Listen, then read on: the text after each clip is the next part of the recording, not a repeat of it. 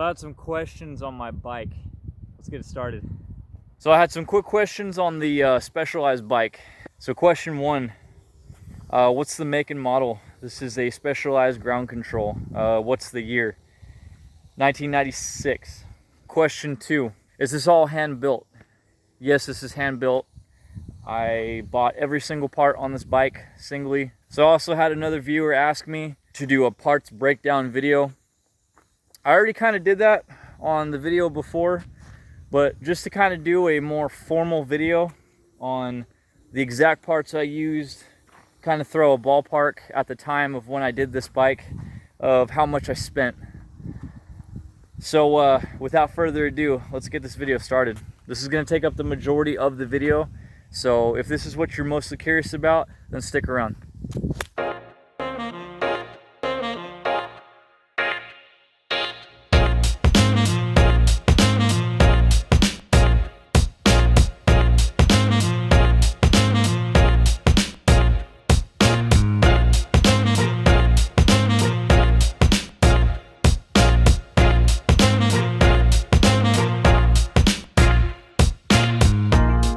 Okay, so here is the Specialized ground control bike resting on a cherry tree that has been cut.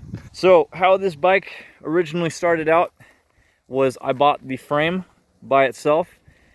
This is an aluminum frame, and I bought this frame for 150 bucks on eBay plus shipping and handling. For a frame, I'd say that's an okay price, especially being Specialized. Everybody likes to charge an arm and a leg these days for a damn bike. So, beautiful bike. I love the colors. The frame is in absolute good condition. I love this bike. So you're probably asking, where did I start out on this bike? Originally, I tried to go for this dampener, but it screws right into the rear triangle. So that kind of flew out the window really quickly. I tried to find an O-ring set because it was leaking some oil. No luck there. So maybe I might buy an FSR, bike, or that people are parting out, or something. But everybody takes care of these old Specialized, so that's gonna be hard. Maybe I might end up buying an FSR, and I can easily swap the back shock. So I started with the front. This is up hand bike, and this is a 700 millimeter high riser bar. This is a 40 mil high rise. I wanted to go for something like that because a small width, because of the old frame style and how small it is, and at least width wise compared to newer bikes. Yeah, I wanted the high rise so I could sit comfortably more straight instead of downward, because I noticed on a lot of older bikes I've worked on, I kind of have a hunchback, and I'd like to sit up just a little bit and be a little more comfortable on those longer rides. How much did I pay for these? I paid, I believe, $40, but I will have it in the video of a correction. Good bars, they did really good. Next I went for the wake stem. I really don't even know how the measurements of these, but it works out pretty good. It looks aggressive on the bike too, so this was 10 bucks, easily. Next I went for the Ritchie head stem. This is all a threadless stem, so obviously. Then I went for the RockShox TK30s. Can't believe I still remember the names of these, but these are amazing shocks. These were $200 and something, $250, I believe. These are coilover forks. I've never tried air forks yet, but these work perfectly fine for me. Now up in the mountain, we'll see. But what I'm doing here, it's very comfortable in the country. Here's a lockout. So this is the lock on. It's really hard to press in. Then you take the lock off.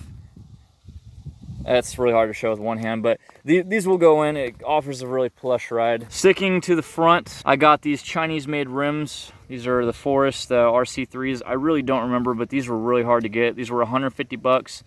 These are disc brake only. I ended up selling the back rim to get a rim brake. More on that later. But yeah, these are actually really solid. The spokes on them are solid. Whoever made these, they did a really good job.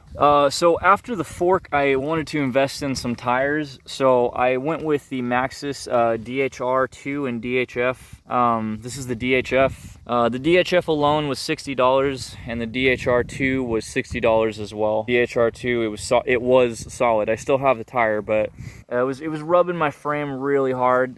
So I was rocking 2.3s though, so that was my stupid mistake. So I dropped down to a 2.1, and I'm having no issues after that. These are the WTB Velociraptor tires. They're solid. This tire was 30 bucks compared to 60 bucks, half the price. But I got kind of best of both worlds, and it's comfortable. All right, next what I got for the bike were these IXF crank handles, crank arms, and these were 50 bucks.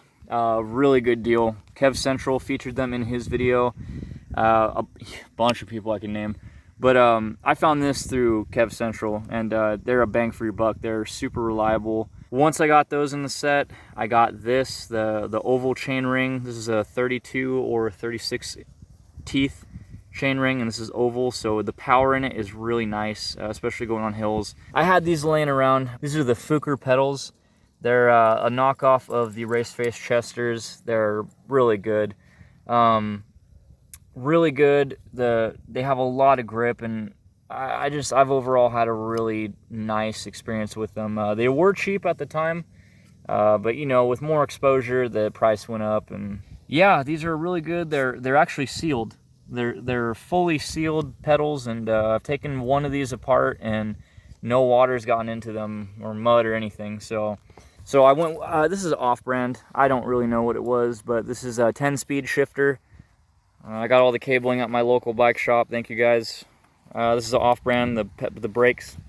We have a 10-speed cassette. I was able to get a cassette on this rim brake. By the way, this rim brake was 70 bucks. So, I mean, it's every worth the penny. I love rim brakes. They are strong as hell compared to disc brakes, in my opinion. So, 10-speed cassette. This was a Shimano. I got this at another local bike shop at a bigger city that's nearby.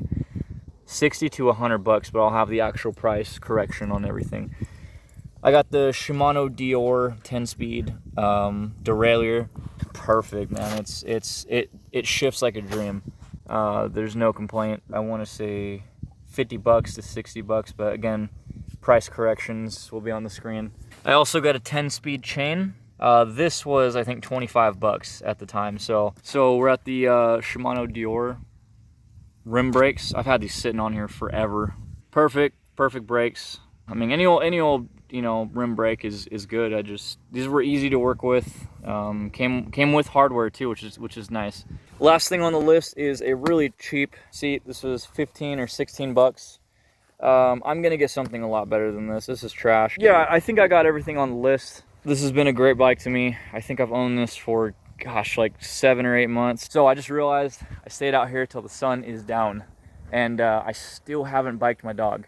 And he's been a little shit, and he's running around messing with these orchards. I need to take him on a run. So you'll definitely be seeing this bike on the trails. It's an oldie, but it's a goodie. You know, catch you on some future videos. So as I sit here editing this video, I realized I didn't add in the total altogether. So you'll see it on the screen right here. This isn't all in one go. This is all over time, about 1.5 years, 2 years, just collecting everything. So you may look at that and it may seem kind of high, but the way I look at it is if you go out and buy a new bike, you are spending more up front than progressively building something altogether for future, and know that you made that yourself. So if you enjoyed this, please subscribe, comment, and thank you for watching.